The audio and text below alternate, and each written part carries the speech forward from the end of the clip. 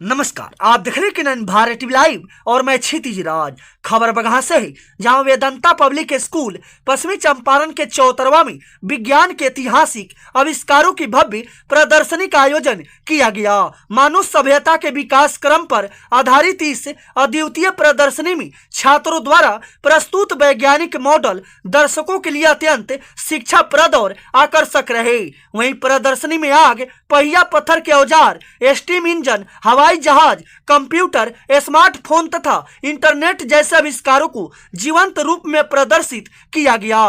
Quantum सिद्धांत, germ theory, vaccine और सापेक्षता सिद्धांत की जटिल अवधारणाएं भी सरल और व्यवहारिक शैली में समझाई गई। वहीं कार्यक्रम के दौरान चेयरमैन प्रमोद कुमार राय ने कहा कि रटने से नहीं, समझ आधारित शिक्षा से वास्तविक विकास संभव है। वहीं प्रधानाचार्य विमल टर्की ने छात्रों के अनुशासन और उत्कृष्ट प्रदर्शन की सराहना की। अभिभावकों ने विद्यालय के प्रयासों को महानगरों के आधुनिक स्कूलों के समक्ष बताया। नमस्कार, वेदांता स्कूल के परिसर में हम लोग तरह तरह की प्रदर्शनी का आयोजन करते हैं। हमने एक बार पर्सनालिटी एग्जीबिशन किया, एक बार साइंस एग्जीबिशन किया और इस साल जो हम लोग कर रहे हैं, ह्यूमन हिस्ट्री में जो भी ग्रेटेस्ट साइंटिफिक डेवलपमेंट्स हुए उसका एग्जीबिशन कर रहे हैं। जैसे पहिया का आविष्कार और आग का आविष्कार या उसकी डिस्कवरी, ये बहुत प्रिमिटिव डिस्कवरीज है साइंस की, लेकिन इसने मानव सभ्यता के इतिहास को पूरा बदल के रख दिया। फिर हम आगे बढ़ते हैं तो जैसे स्टीम इंजन का आविष्कार है, टेलीकॉम का आविष्कार है, बेतार के तार का आविष्कार है, स्मार्टफोन का आविष्कार है, जो कम्युनिकेशन की दुनिया को पूरा बदल के रख दिया। हम इलेक्ट्रॉनिक्स में आते हैं, क्वांटम टनलिंग थ्योरी की चीज़ें हैं। तो पुराने से पुराने और सबसे जो आधुनिक आविष्कार हैं उसके बारे में बच्चों ने प्रदर्शनी तैयार किया है। वो ये बताएंगे कि ये आविष्कार से दुनिया की रुख कैसे बदल गई और ये नहीं हुआ होता तो आज हम कहाँ होते, क्या हम इन आविष्कारों के बिना चल सकते हैं, ये सारे बातें बच्चे बताएंगे। और स्कूल के बच्चों के लिए जो क्लास 1 से क्लास 10 के बच्चे हैं, उनके लिए इन जटिलतम टॉपिक्स को टच करना एक बहुत बड़ी बात है। और हम वेदांता पब्लिक स्कूल में एक समझ रखने वाली शिक्षा यानी कंसेप्ट बेस्ड लर्निंग को प्रमोट कर रहे हैं। बच्चों को बिल्कुल रटाते नहीं हैं, हर एक कंसेप्ट बताते हैं। वो ये भी बताएंगे कि ये सारे आविष्कार किस कंसेप्ट पे काम करते हैं और कैसे काम करते हैं।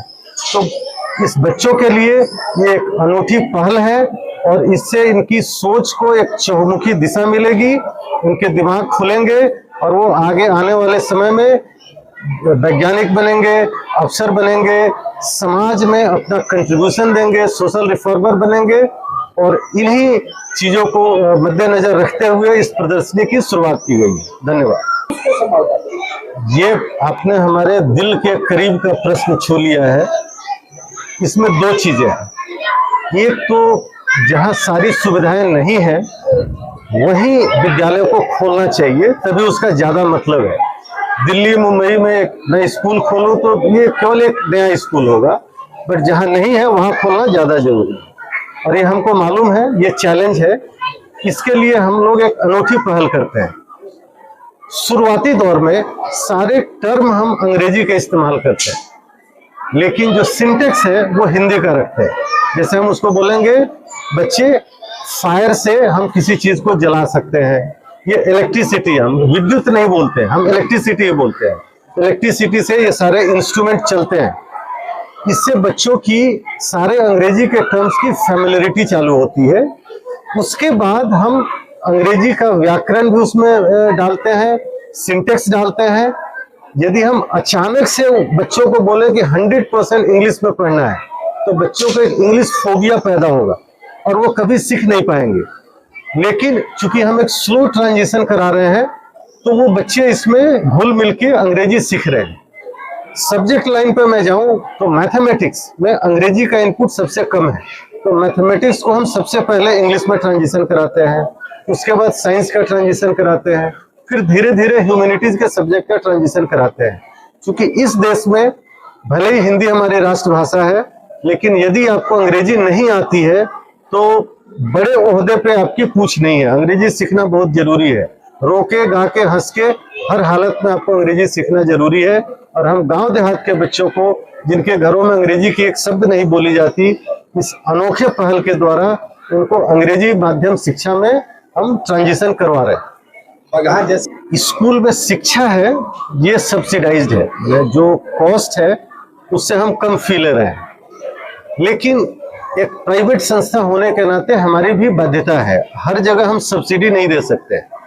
तो बगहा से जो बच्चे आएंगे, हमने 2 मोड रखा हुआ है कि जो भी ट्रांसपोर्ट हम लीज पे लेंगे, हमको उसमें मार्जिन नहीं चाहिए। No profit no loss basis पे जो एक्चुअल खर्चा आएगा वो पेरेंट्स दे दें। अब चूंकि डीजल महंगा है, पेट्रोल महंगा है, तो ट्रांसपोर्ट कॉस्ट ज्यादा आता है। या 10-12 बच्चे बगहा से आते हैं, वो खुद मिल के गाड़ी कर ले, या हम गाड़ी करके देते हैं। हमें ट्रांसपोर्ट में कोई मार्जिन नहीं चाहिए, लेकिन अपने तरफ से ट्रांसपोर्ट पे हम सब्सिडी देने की स्थिति में नहीं है। ऑलरेडी स्कूल संचालन में हमें काफी सब्सिडी देनी पड़ती है। आपका परिचय सर? मैं प्रमोद राय इसी जिले का रहने वाला हूं और अपने परिवार का पहला ग्रेजुएट हूं। खेती वाले घर से आते हैं, सीमांत किसान। फिर हमने केआर हाई स्कूल से 10th किया, एमजेके कॉलेज से 12 किया। गणित अच्छी रही तो आईआईटी कानपुर से बीटेक किया। फिर सिविल सर्विसेज में मैं था, इंडियन रेवेन्यू सर्विसेज में 96 बैच। 2006 में रिजाइन करके मैंने वकालत शुरू की। वकालत ठीक ठाक चला, जिसका नतीजा है कि ये विद्यालय खुल गया। और 2 महीना पहले मैं जीएसटी अपीलेट ट्रिब्यूनल में जज नियुक्त हुआ हूं। तो फिलहाल